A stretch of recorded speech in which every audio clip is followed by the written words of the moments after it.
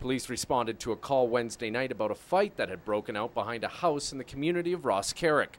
When they arrived, they found a man lying dead in the back alley. Witnesses have told police they saw 3 suspects running away from the scene. There was a black Cadillac that was found in the alley near the body. We believe it's related to the potential offenders in this investigation.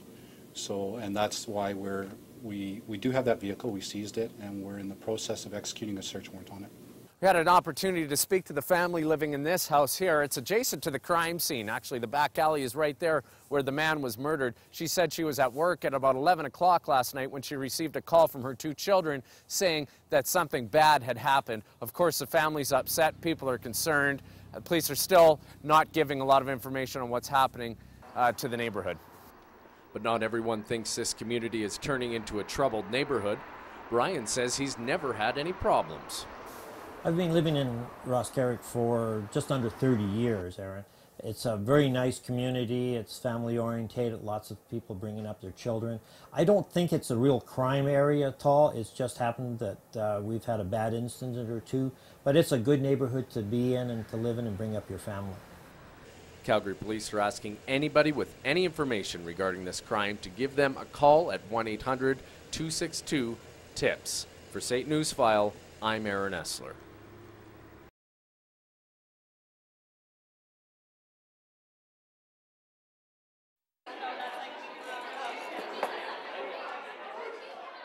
It means a lot to these students that people in underdeveloped countries have enough clean water to survive. So why are they painting each other's faces? Well, I have blue marks on my face, and each mark, there's blue, red, and black marks, and they represent different effects that water can have. So the blue means that we're living. The red, on other students you'll see, is they have an illness because of waterborne diseases, and the black means that they passed away because of lack of water or unclean water.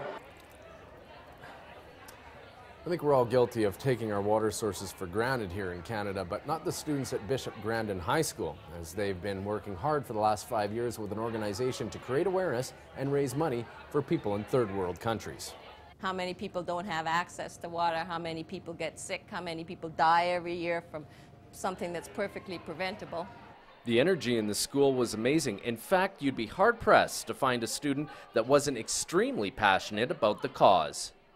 Because it's such a big issue, people always focus on things like cancer and all those really deadly things, when things like clean water can help save someone's life, just getting that clean water, and it's something that we can easily fix but is sometimes ignored. Since the students first got involved in the campaign 5 years ago, they have raised over $50,000. For SAIT News File, I'm Aaron Esler.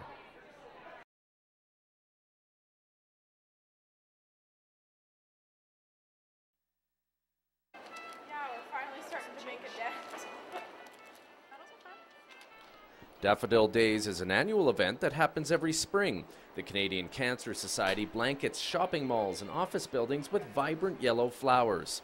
Sounds like a lot of work? Well, it is. But for those people putting on the fundraiser, it's well worth the effort.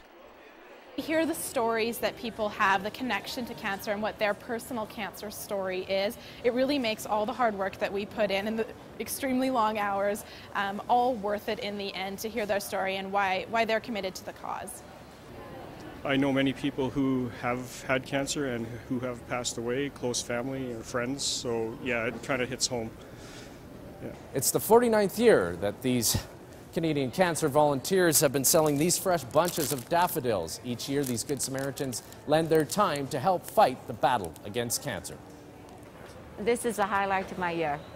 I look forward to this. It's probably because it's selling the daffodils. It's an exciting event, makes people happy. It's the spring season's beginning, and I really look forward to it. Christine is encouraging anyone who has a little extra time to contact the Canadian Cancer Society. There are lots of big events coming up in the next few months, and they can always use the extra help. For SAIT News File, I'm Aaron Esler.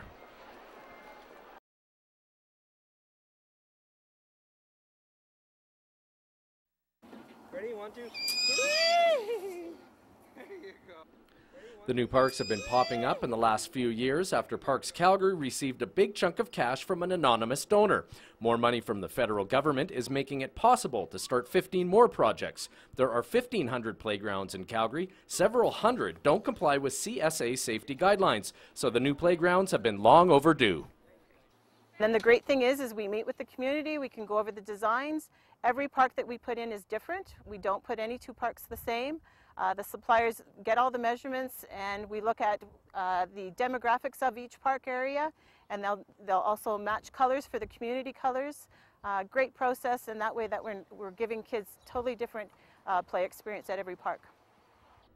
Residents in this community say they're happy with their new park. We see a lot of people use the park. We have a school next door, which is grades 7 till 9, and believe it or not, they play on the park.